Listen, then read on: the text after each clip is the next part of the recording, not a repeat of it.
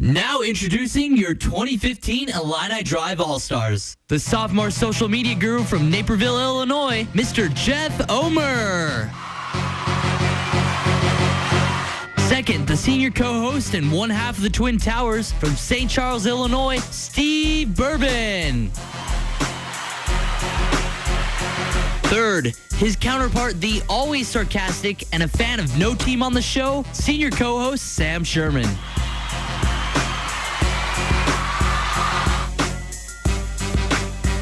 Last but not least, the senior producer from Chicago, Illinois, Torrance Sorrell.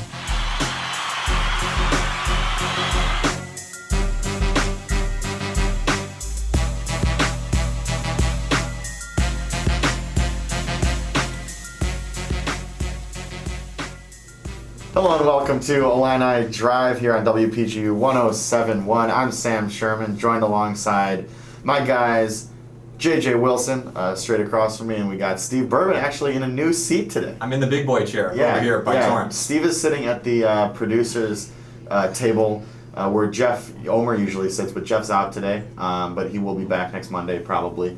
He will be. I don't know why I said probably. And then we've got our actual producer, not fake producer today, Steve. We have Torrance Sorrell. How are you guys doing today?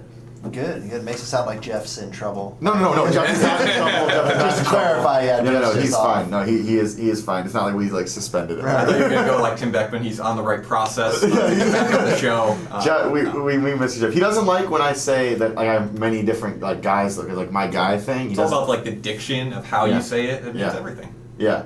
Well, once again, thank you for joining us tonight on Illini Drive. A nice night. The weather was nice outside today, and I like to mention when the weather's nice because it's been so often not nice as we're coming out of the cold months that I got to appreciate it. It'll stop eventually once it's like consistently warm. Yeah, you got to take it when you get them. But exactly. Fun show today. We're gonna have some, as is always fun to have some Illinois baseball players on. We've got Reed Roper coming on, along with Adam Walton, two guys on the very good Fighting Illini baseball team.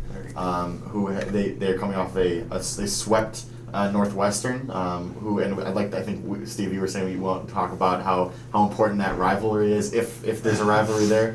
I feel like it's a fabricated thing, but I want to know. Well, I mean, I certainly don't like Northwestern. glad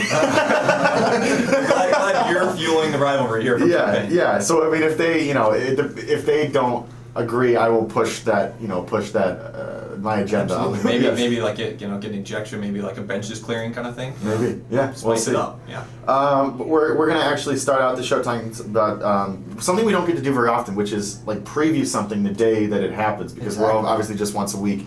The national championship game is on tonight. NCAA basketball national championship between the Duke Blue Devils and the Wisconsin Frank Kaminsky Sam Deckers. The Buzzcuts. Yeah, the Badgers. And so those, exactly. So that's going to be a really fun one. But before we get to that, I just want to say we're going to close out the show today in a very fun way. We'll be talking to our guy.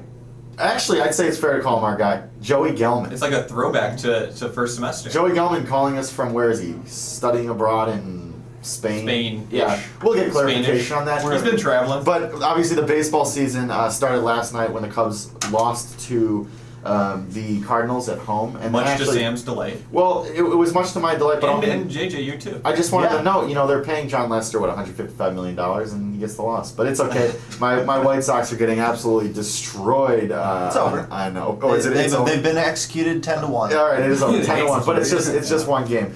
So we'll be talking. But with the Cubs, it's different. That's a big deal. They should panic. So, but we have a fun one today, as I said.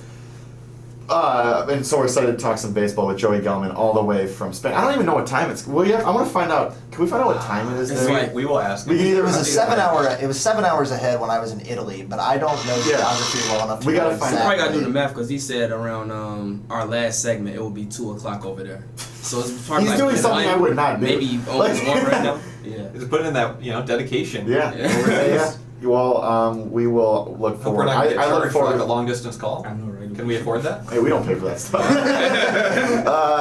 We just have to start making a bunch of international calls and just see what happens. So, once again, this is Illini Drive, and we're going to kick it right off with some NCAA tournament, championship on tonight. Duke, Wisconsin. Duke blew out Michigan State in what was a really horrific Final Four game. And actually, it was like one of those things where, at least when I was watching it, you're kind of saying to yourself, like, yeah, this is what should happen when a 1 plays a 7. And I don't know, it was sort of it was surprising because of the momentum that it seemed Michigan State had going in, but not really that surprising when you thought about it. I was surprised. I kind of got lulled into the Tom Izzo in March kind of thing, where it's like they made the Final Four. At this point, anything could happen, kind of thing. But we watched Michigan State for much of the year, and the whole time we're like, this team's not that good. They can't shoot free throws. They don't really have a big, and Trice and Valentine have to take on these roles that they're not used to. And I think the clock kind of struck midnight for them against Duke and Jahlil Okafor. I knew that they were kind of destined to lose since they lost to Illinois at one point during the season. How far are you going to make it after you lose? Right, exactly. But one of the things that watching that game, you could obviously see where it was going after a certain point. I was just like, man, I do not want to watch a Kentucky-Duke matchup. And luckily, Wisconsin had my back from a viewing standpoint. Because you didn't want to watch a Kentucky-anyone matchup because you were thinking earlier in the season or early in the tournament that they wouldn't make it past the first round. You wanted them to lose. I never thought they wouldn't. I just took a gamble on it just in case. But no, to me, I've never liked Duke. And that is subjective as can be. Yeah. But I think ultimately, Duke, I thought Duke looked a little better than they are. Just because, I was kind of buying into the whole time as I thought they would do better against Duke. And it was kind of miserable to watch, to be honest. I think Duke, they showed that they played really good defense. I mean, Michigan State got up, it was like 14-6, something like that. They hit 4 straight threes. But after that, like Duke finally started playing defense. And that was always kind of a question mark for them. But once they started playing defense, I mean, they combined, the prolific offense everyone knows about Okafor, Tyus Jones, Justice Winslow, and all these guys. But when they start playing, Coach K, man-to-man, they mix man-to-man in zone, that kind of defense, I mean, they really kind of manhandled Michigan State, and, Izzo had no real answer. I am forgetting the name, of course, as I'm trying to say it, or trying to remember who this is. But who's the guy, number 3 for Duke, who missed his 3? Grayson Allen. Grayson Allen, that's what it is. Dunked, yeah. That was sick.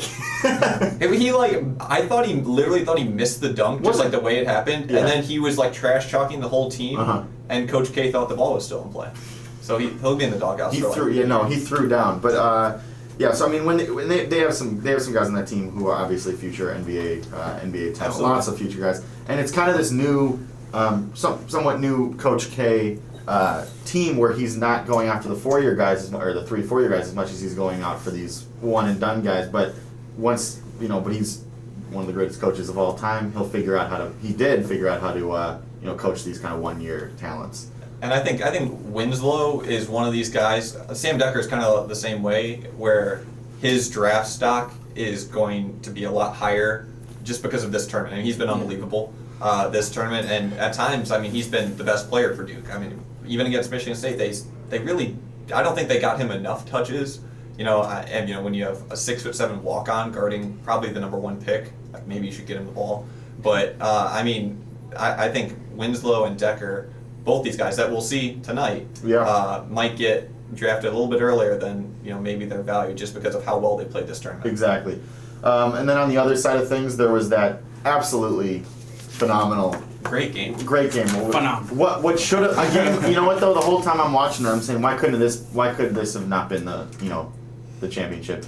Because those are but then there's, of course, Wisconsin, Kentucky's the game we're talking about, and you look at Wisconsin's path to get to this, just to get to you were talking about this, a while back. Yeah. So no team. Absolutely no 1 seed had a harder path to get to the tournament than Wisconsin did. I mean, you usually think, well, with the teams they get, you end up winning the championship. But then this is just to get to the championship. So going back, when they beat Kentucky, and then before that North Carolina, Arizona, Kentucky, Arizona, North Carolina, and it was like Oklahoma State, I think. Oklahoma State or Oregon, whoever won that game. Oregon. Oregon. Yeah, and so I mean, right there.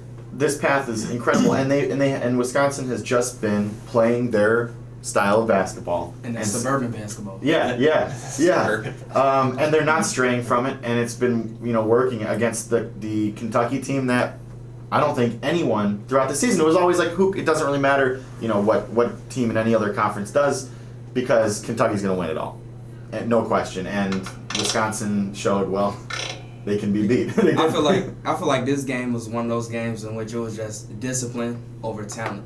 And I've been saying that a lot. Obviously, I had Wisconsin actually in my bracket winning it all, and that was one of the main reasons I felt they was the best team to beat Kentucky. Just how poised they play, the way they shared the ball, and also I said this on the last episode of Line Night Drive. They play like a college version of the Spurs. They don't have no clear-cut star, but they share the ball beautifully on the court.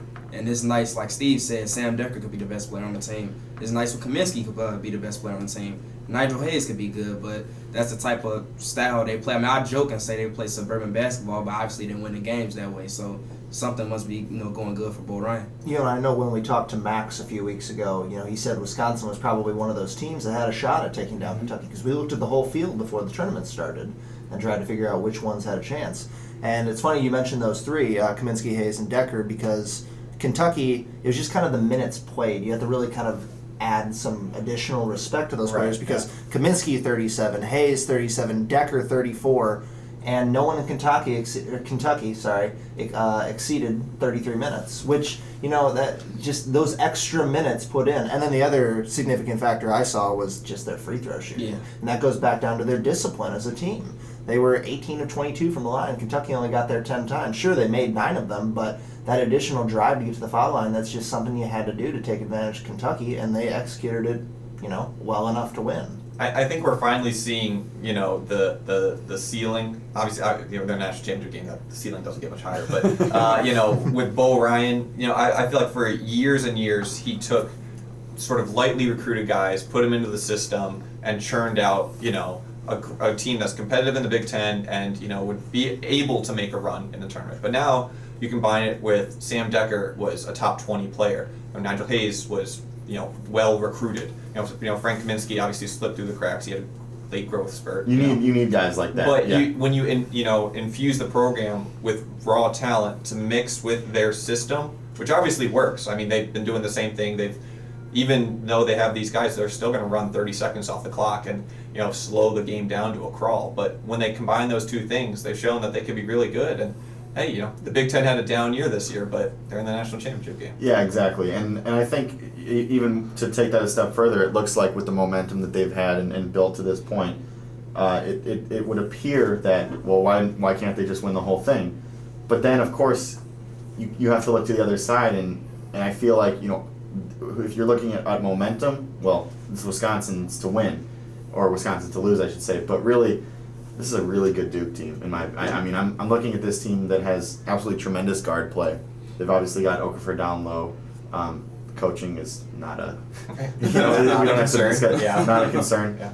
And along with that, and I know that both teams have had to get here, but Wisconsin has given it everything and to get to this point. I mean, even that Kentucky game, that takes a lot out of you. You win it, you probably get a little something from that.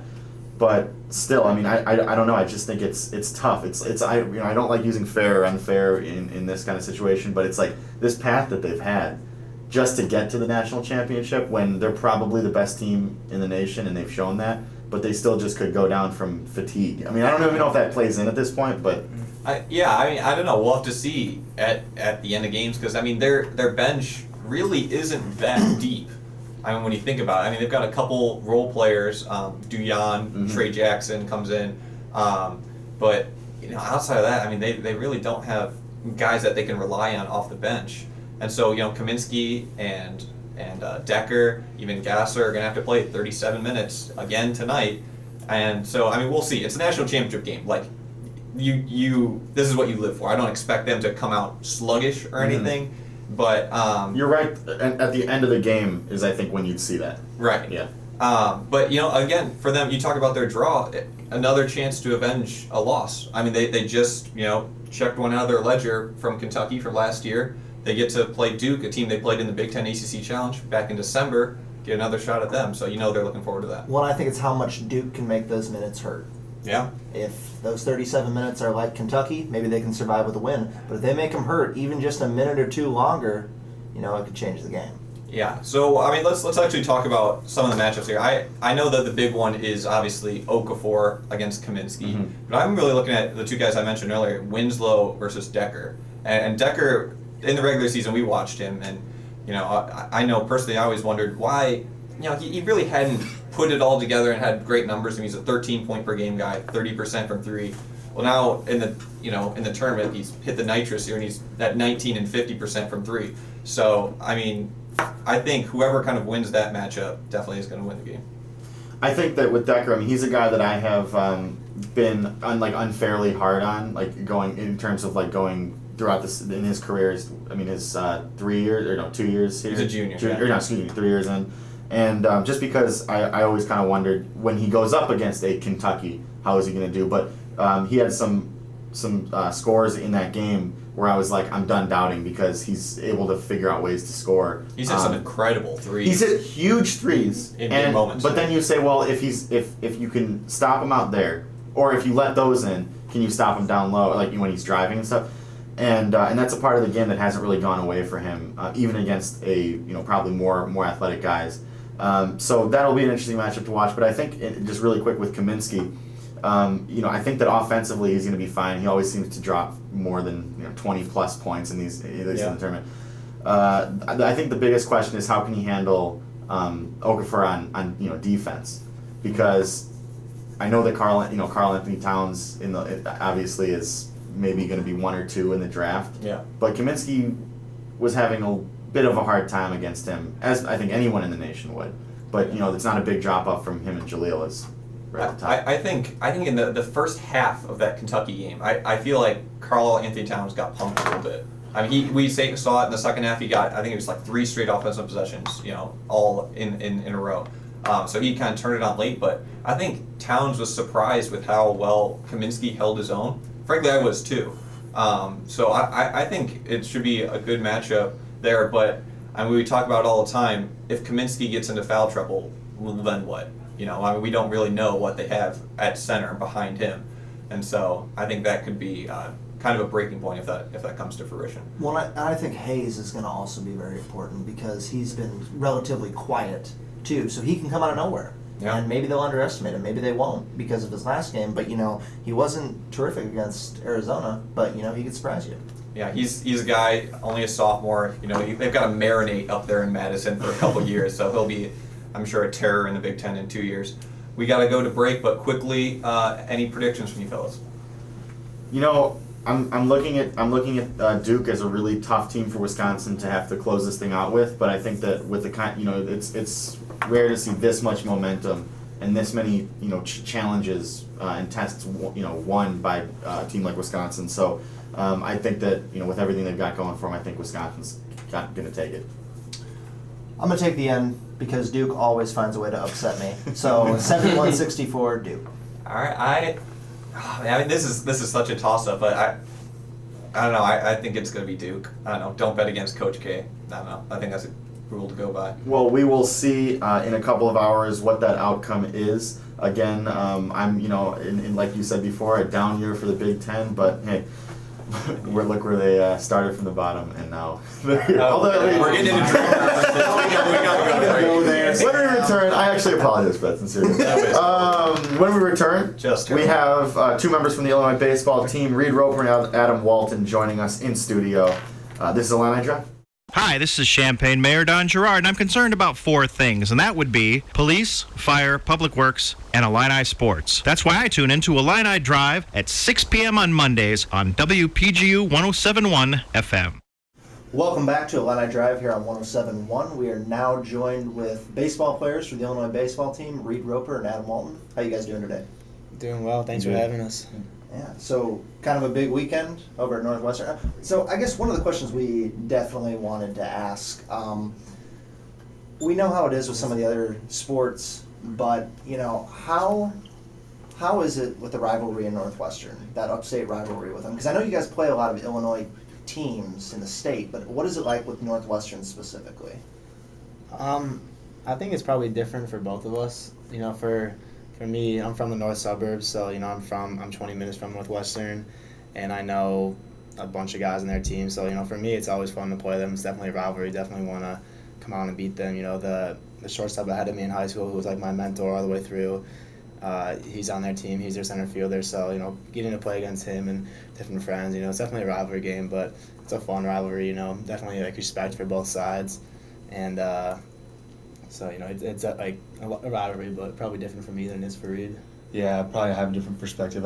Northwestern's at the top of the state. I'm from the bottom of the state, so it's like I don't really know most of the guys on their team, whereas Adam does.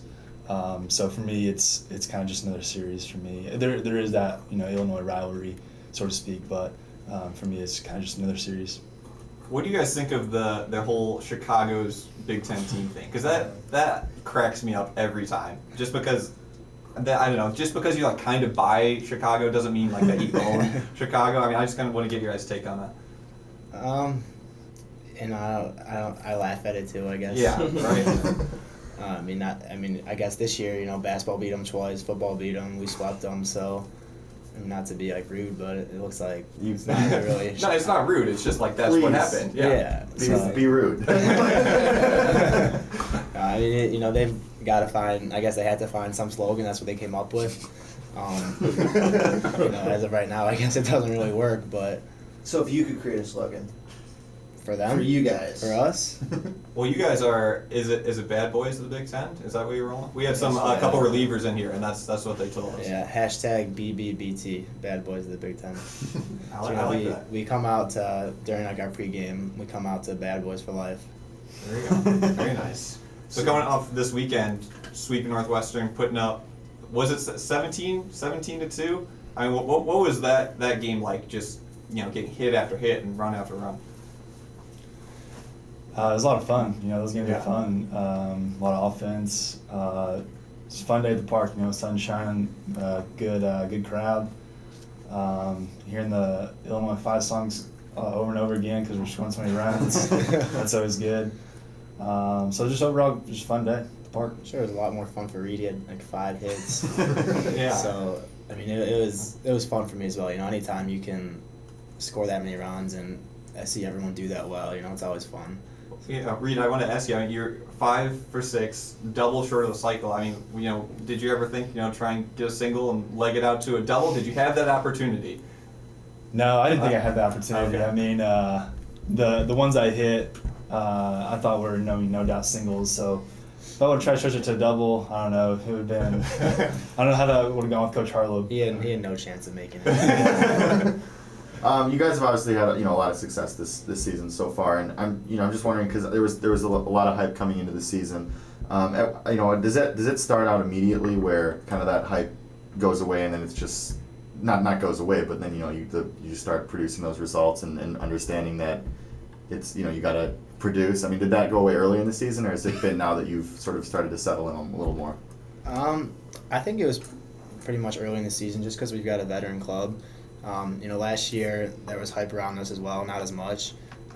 We always talked about wanting to win the Big Ten, making a regional, and we came up short of that. And so Coach Harlow was stressing a lot this year. We talked a lot last year, and we didn't come out and play like we could have, improve it, and we didn't back up our talk. So I think this year, just being a veteran group, we tried to come out and back that up right away. So we weren't worried about the hype and the press, and we just tried to play our game and. It's worked out. The results have, shown that we've done great so far. I guess we were just talking right before you guys came on about the national championship game tonight. Have you guys been watching it, and who you got tonight? Yeah, I've been watching. I'll go Wisconsin tonight. Yeah. Stick with the Big Ten. I'd like to see the Big Ten team win. So I like watching them. They're obviously a great team. I think it'd be a good game tonight. So my pick's Wisconsin. Yeah, I got Wisconsin. I need them for my bracket. That's on accident when you got to a bracket. Yeah, we've got a team bracket just for fun. So if I win, then if Wisconsin wins, I think I'll take second. But I was also in Madison for summer ball last year, so it was cool to be able to be down there. I'm sure it'd be amazing, great experience to be there right now. Taking this all in. Well, I'm sure Saturday night was pretty crazy up there Yeah. after that game. I guess, I couldn't believe that they beat Kentucky. I picked Kentucky to go all the way and thought they were going to go. I think most people did. I think, literally half the people on ESPN picked them, but I don't know. Big shout out to the Big Ten, I guess. I didn't get to watch the game, but I heard it was back and forth. And Yeah. This is going to be on like Big Ten Network like every 2 weeks, like Yeah. 6, like. Hey, remember when Wisconsin beat us? Obviously, the baseball season just started up. Professional baseball season started up with the regular season last night. Cubs going down the Cardinals or Wrigley, and then today White Sox getting Stomped. Yeah, stomped, I guess. Sam, to maybe turn around your hat just to show your allegiances. To get to it later.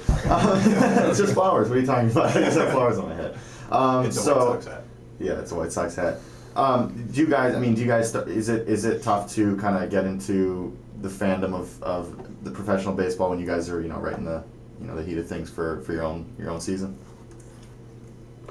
Yeah, I'm a Cardinals fan.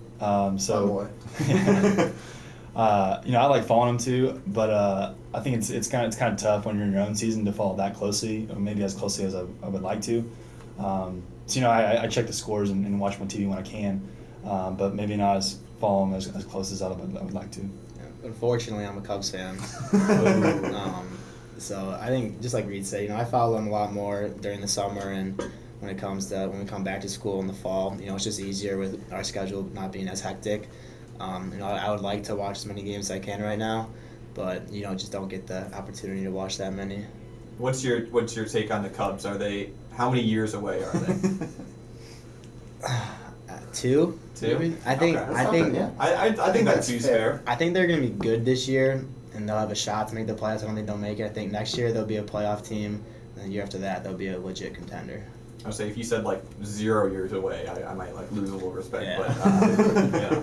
But Lester didn't look great last night, but No. it was the first game. So. I was scared with Wainwright, just because he kept putting himself in jams, but he ended up paying off. So Cubs couldn't take advantage like all of them. they were sloppy. I don't know. Just little bloopers just fell in, guys running into each other, typical Cubs stuff. Did you guys see though?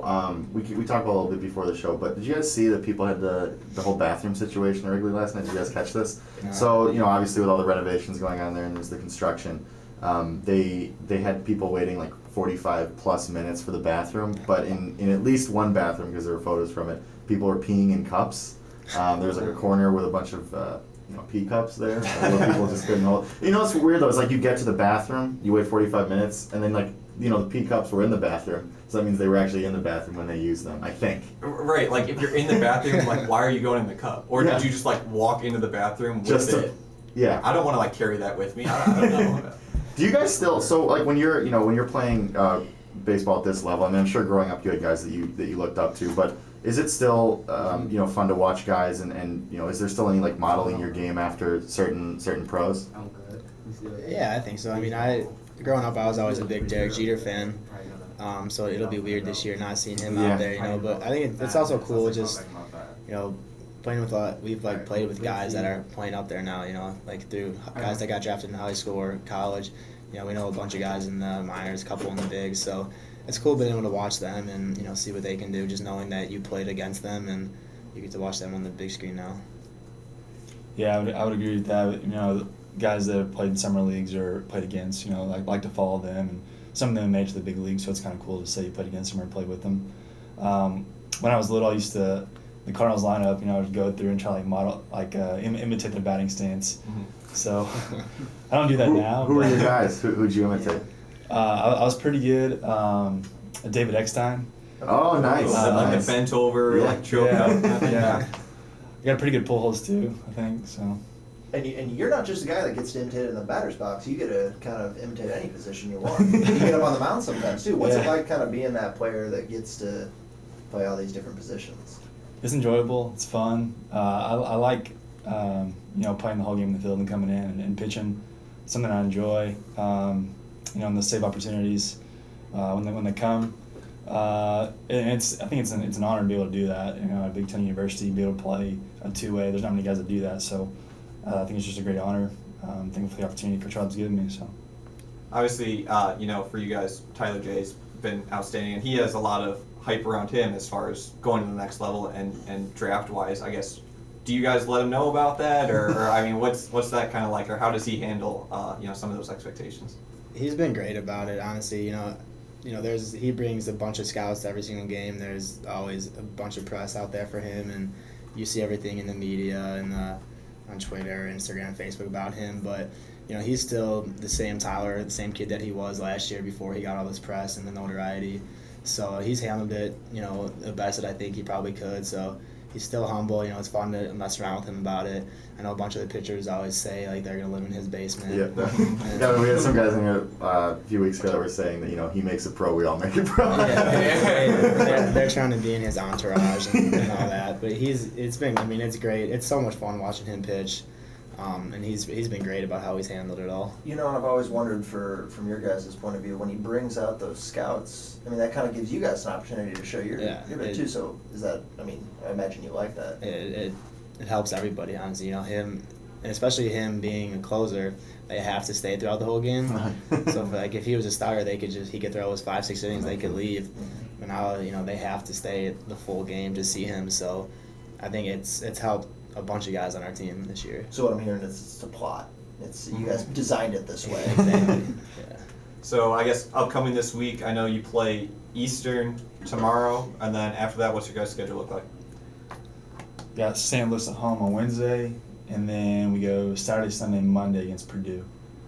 On the road or home? We have our, Steve over here is a big Purdue guy. Can you go to the scouting report, help these guys out? Okay. He brings this up every show. So my dad went to Purdue. I grew up going to Purdue games, but no, I don't know the Purdue baseball team, shockingly. I'm not unless like A.J. Hammond is like a reliever now or something. But. Well, sorry, I was just trying to help you guys out. I thought they were Purdue fans, like know a little thing or two. The Purdue fan probably wouldn't disclose any information that he had anyway. That's a good point. That's true. So I guess with these expectations, where you guys have put yourself so far, better than last year by a large margin. But so, obviously the goal is to go on and go as far as you can. But realistically, what's the objective look like right now for what you guys think reasonably you can accomplish? I think right now, we're just trying to focus on winning the Big Ten, taking it game by game.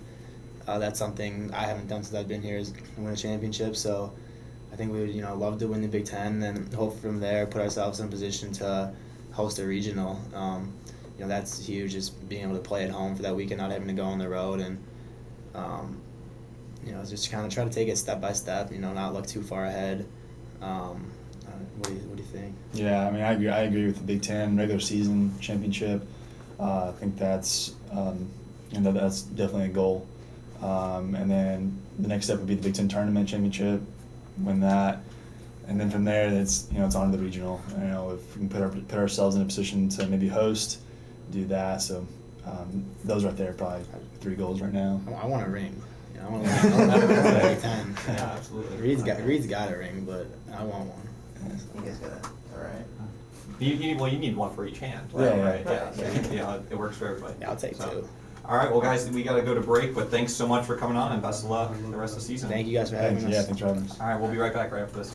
This is Clark Kellogg of CBS Sports, and you are listening to the Illini Drive. Enjoy. Welcome back to Illini Drive. I'm Sam Sherman here on WPGU 107.1. We have a fun final closing segment here. Final closing, I guess I didn't need to say both of those words, but it's the that's last final segment. The last final segment, where we are joined on the phone lines. The return. By a person who has been here quite often, but has been away from us for a little bit. He's a part of the obviously the family. Joey Gelman. Joey, how are you today? Or tonight, I should say. We are great. How are you doing? What time is... First of all, I need to know 2 things. Where are you exactly? And what time is it?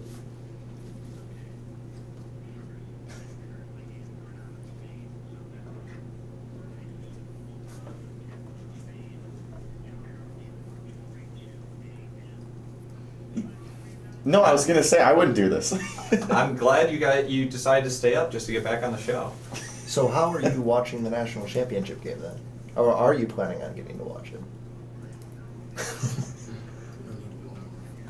Yeah. Not till 8:18, I want to say. It's 8:18 our time, which is another hour and 40 minutes. So maybe like...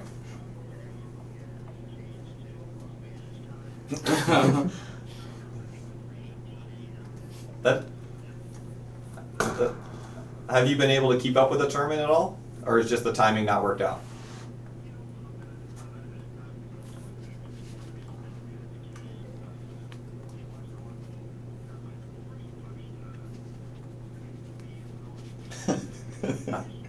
Oh no. Oh, Joey, no.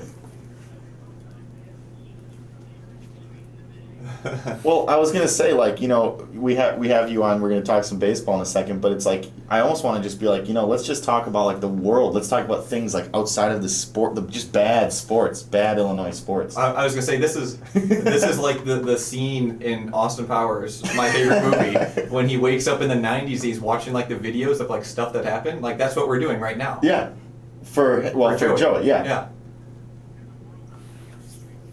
What? Yeah, I don't want to think about well, that. I do want to talk some baseball, but like honestly, you're doing things way more interesting than the White Sox getting blown out to the Royals on opening day. So I'm curious, like, what's it been like? What's this experience been like? For if you could share a little bit of that.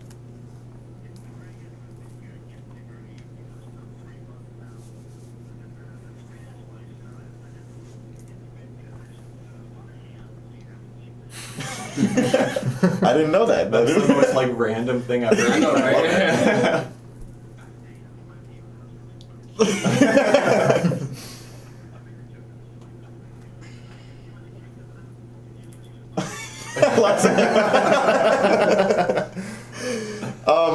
Yeah, no, sorry.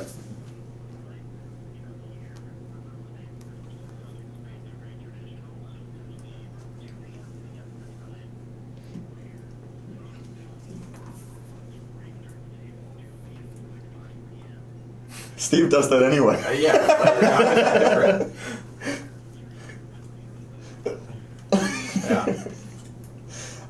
Now I gotta bring one other thing up. Now it appears you had a bad experience at an ice cream shop.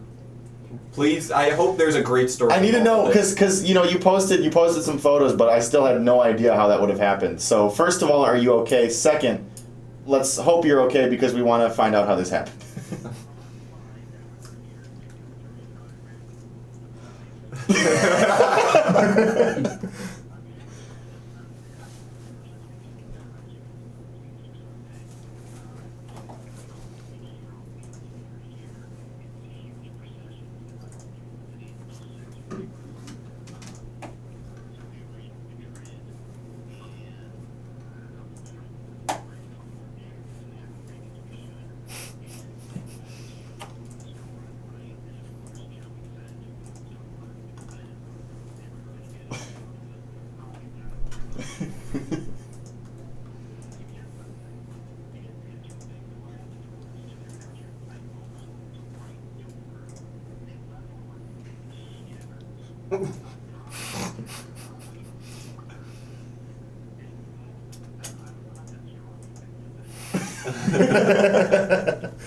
I have this vision of you just like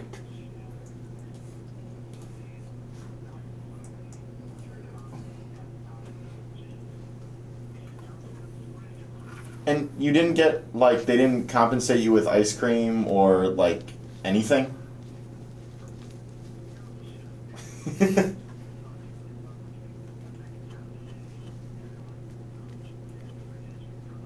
yeah.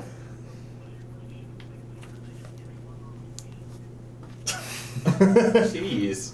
How did they react? I mean, was everyone, like, surprised? I would assume if a door shatters, yeah. Shatters, yeah. Well, we're very happy to hear that it is okay. I mean, of course, stitches are never fun, but I guess if a door shatters randomly, there's a lot of, it could have been a lot worse. And they need a new door because they didn't even get you ice cream, so that'll show them. They don't have a new door, so maybe we'll send them one. Well, Joey, there's we also have, of course, opening night was last night. Opening day today. The Cubbies lost to the Cardinals. As I think this may be the fourth or fifth time I've said that in the show. And yeah, I think you're going to say at least twice more. You can keep saying it. Yeah. So were you able to? I mean, I don't know if you were able to watch that, but were you able to kind of follow along, catch the final in that Cubs game last night? I caught the final. I caught a little bit. Sadly, same old. Where the top dog got on the Cubs last night. But you know what? It was, from what I saw, it was nice to just see the energy in that ballpark and the kind of the energy around the team, even though the outcome didn't go maybe as a lot of Cub fans would have wanted. The fact that, you read that starting lineup and it goes with guys like, you have a guy like Fowler leading off, but then you'll have a Soler, Rizzo, Castro, and all these guys in that order kind of making that core reality is kind of cool to see. And, what they've done with the outfield and the bank stuff was really cool. So, I mean, granted it's one loss, you got a bunch more games to go. But it's nice to kind of see a little bit of energy around both teams, especially this year. Just kind of there's optimism for once, which is a nice change. I was going to say, I wanted to gauge, how much Kool-Aid you've been drinking for the Cubs. How far away do you think they are, and what do you think their expectations should be for this season? I think they're probably another year away. I think they'll compete this year, but I don't think they're at a level, even though Back to the Future thinks they are, I don't think they're at a level to win anything this year. Could they sneak in as a wild card? Sure. You've seen a couple of teams the past few years get in with 80-plus wins. But I just think the way they're built now, it's definitely in the right direction, and they actually surprisingly have made a good bullpen along with their good set of starters to top it off, Lester Hendricks, what have you. So I think they're still another year away, and especially when you're still trying to formulate what you have when you'll have a guy Chris Bryant come in, the expectation is to root for him, but how much will he really contribute coming into big league ball? You just don't know. And when you're trying to figure out some positions with a guy like Castro and who's started second base? Stella was there last night. He hit ninth, and Lester hit eighth, which was interesting. Which is great. That's all about Joe Madden, which is fun. So you just don't know. And if you have a guy like Baez, can he stick in it? Or is he a guy that's moved for a bigger piece down the road? You just don't really know. So I think it's probably another year away from them actually making a run at a deep playoff run. But I think they'll definitely make a lot of strides and have some fun moments throughout the 2015 season at least. Now, how easy is it to actually watch baseball somewhere? Because I know when I was over in Italy and France, you couldn't find a baseball game anywhere, except for maybe like some random Canadian pub. So, I mean, are you watching them online? Or are they actually showing them over there in Spain? As far as I can tell, no one really cares. It's like us with soccer. So I'll stream them. I got Swingbox on my computer if I'm in need of some baseball. It's funny, like with the Super Bowl here, or like the One American thing, everyone can come around and one bar or wherever you go is just packed with Americans because it's the one sport and the one time they'll show it. Otherwise, it's regular soccer, which is cool here. Don't get me wrong. I think I have a little more appreciation for it. I see where Max Tane, the former Illini driver, was coming from when he likes it. If you're in a country that lives and breathes it, it's a different animal. But yeah, just streaming them as much as I can when the times work. I guess I'm assuming that being overseas as a sports fan, you want to keep in touch with it, you want to pay attention, but you've obviously had so much going on. Has that been, at least for me, I would have to think, like, at first it'd be a little annoying, but I think it'd probably after a while be kind of nice sort of stepping back and taking a break from being a sports fan and being like locked in, whether it's Twitter or just watching games and Sports Center and all these kinds of things. Has that been nice, or are you definitely missing it? I'm missing it, but it has been a nice break, and especially since all the teams we cover or root for lose, it's a nice break. But yeah, it's just there's been so many distractions, so many things you're doing out here that you kind of can distance a little bit and realize, wait a minute, there's more to what you're doing than just the world of sports, even though as important as it is for all of us. But it's been a little nice break, I would say, but I definitely do miss it. But I think a lot of the realization of, okay, Illinois wasn't really going anywhere, and hockey and basketball playoffs don't really start till I get back. It's kind of a perfect time kind of to get away, except I'm with a bunch of people here who are big University of Wisconsin fans, and I can't imagine being away as they are now with their team in the national championship game in about an hour and a half. I was gonna say, it's one thing, like, to get away from Illinois sports. That's kind of like a vacation, like you get to go away and not have to worry about it. But like, if you're missing like one of the best tournament runs like in program history, like I'm ticked off. Like if I'm Wisconsin fan out in Spain. So are they all? I mean, what are they doing? Are they trying to do they have it all planned out? I think so. They were checking earlier today with everyone on what the best streaming sites were and everything, and how they go. But I bet you one of the bars would have it somewhere here. Got to somewhere, I think. But remember, it starts at 3 a.m. here, so a bar's not going to be open till 8. Well, it's like they'd walk into a bar and they'd be like, "Get the national championship on," and they're just like, "Why don't you guys play soccer back in the States?" Yeah. Well, it's funny, we make such a big deal about the NCAA and the issues with that and student athletes and that whole big thing. But it's funny because that doesn't exist here. Like college sports are amateur sports like high school sports. There's no culture like we have that's a college sports phenomenon like the NCAA tournament. It's a total American thing. It's interesting. So have you gotten to watch any of the other games? I know there have been various throughout the day, so have you gotten a chance to catch any of them maybe after class? I've watched a few. I mean, honestly, it's been more of highlights than live. Obviously the beginning tournaments were a little earlier, but the good ones, of course, were the night games. So unfortunately, I haven't watched as much. But if I can manage, maybe I'll stay up for a little bit of this one. Yeah, we've been talking for half the show about the game, but I guess what are your thoughts? Duke, Wisconsin. Who you got tonight? From the limited things I've seen. I know. It's all about the gut feeling. Right. Whatever. Big Ten loyalty. Yeah. No, it's funny because usually you would pick Duke in a lot of these pools and whatever. But I if you're Wisconsin and you knock off Kentucky, you're riding pretty high, and I would think you probably could almost have Duke's number. I mean, there's matchups and different things that won't work, and we'll see how it plays out. But if you knock off the top dog like that in the semifinal, you're just going to be rolling right into that championship. You just got to make sure you play your game and not just say, "Oh, we beat these guys. We can beat these guys in a cakewalk."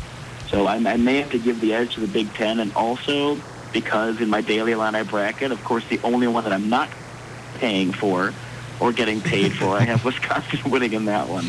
Yikes. I was going to say, I've seen a lot of comparisons around the internet as this Wisconsin run to like the Miracle on Ice game. Like, when USA beat Russia, that was to get to the gold medal game. Yeah. Right, no one got another game after that. Right. I think the movie forgot too. What did they even show it? No. Yada yada yada over it. They're like, oh yeah, and they lost to Finland or something. No, they beat Finland. They beat Finland. They won the gold. Yeah. Like the story wouldn't be nearly as cool if they got silver. Yeah. No, you're right. I don't know anything about anything. That's one thing, true. that kind of makes me think though, like the one thing that has been, there's a lot to like about Wisconsin. One thing that for some reason has been bothering me is that, of course, anyone who plays, or anybody who were to play Kentucky this season is going to be the underdog. But even now, for this whole time, people, maybe it's just me, but it seems like people talk about Wisconsin like they've been this great story, this underdog team. They're a 1 seed. Yeah. Right. They're preseason top 5. Yeah. And they were 4th in the country. Yeah. Do they get McDonald's All-Americans? No. But they're a 1 seed. So, I don't know. I mean, am I the only person who has been noticing that? It's just been one of those random, salty, not Wisconsin, but still a fan of a team in the Big Ten, but fan of no one's. Yeah, I guess just a matter of no one really thinks of Big Ten teams as national champions. I mean, the Big Ten's usually very good at basketball, but they're not producing as many national champions as a Calipari or a Bill Southwood, where they have all these one-and-done guys, our best friend Cliff Alexander and all those kids. But I think that's probably why they're just under the radar in terms of they're not in the national conversation because they're in, I wouldn't say the wrong conference, but maybe one that's not looked at as a national champion, but maybe always a contender. And so, yeah, they're in reality a number 1 seed for a reason, and they got there. Yeah, just also, Sam, you pointed out, when I was watching that game, too, the Kentucky and Wisconsin game, just before that game, Kentucky had all of the commercials.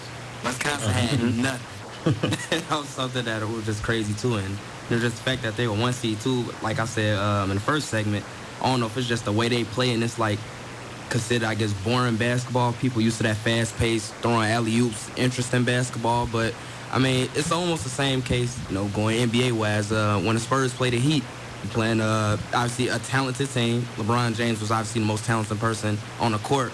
But the Spurs is more of that team that always makes it, but they're not as interesting. And you seen was the results. Now, people starting to get more recognition for them, and that's a dynasty team. Well, and people love to use underdog to describe any Big Ten team. But at the end of the day, 2 of them made the Final Four. Right. And, everyone was undervaluing them, and then all of a sudden, here they are. I mean, Michigan State, it didn't pan out so well for them, but we could very well be looking at a Big Ten national champion. I mean, yeah, the Big Ten gets picked on, but they won the national championship in football. 2 teams in the Final Four. They're got a team in the championship game. I mean, I think it's just, I don't know why, a Big Ten bias in the national media. Joey, I got to ask you. So when are you getting back into the States then? I will be back, I believe, May 15th, May 16th. We're done here with all the programs and things. The 11th, and then. You've been away for a while.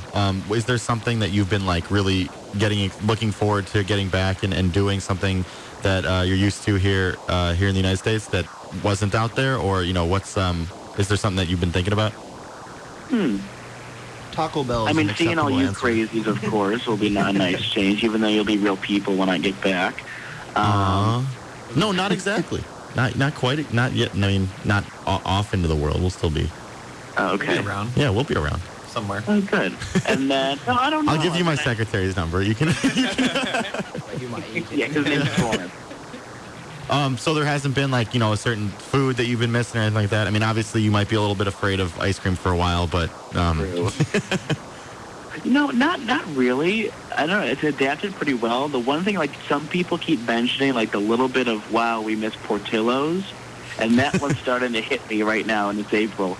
So it's just starting to seep in of oh, you know what? Italian beef would be nice right now. But well, other than that, no. I mean, I'm definitely excited to be back and jump right back into the sports world of everything. But it's definitely been a nice break. But I'm glad we finally were able to connect here. Oh, absolutely. For the show, because I know we've been trying to a couple weeks and our schedules didn't work. But I want to do this every week now. I could be your international reporter. I like that. Illini We'll get some La Liga updates or something. I don't know. La Liga, yeah.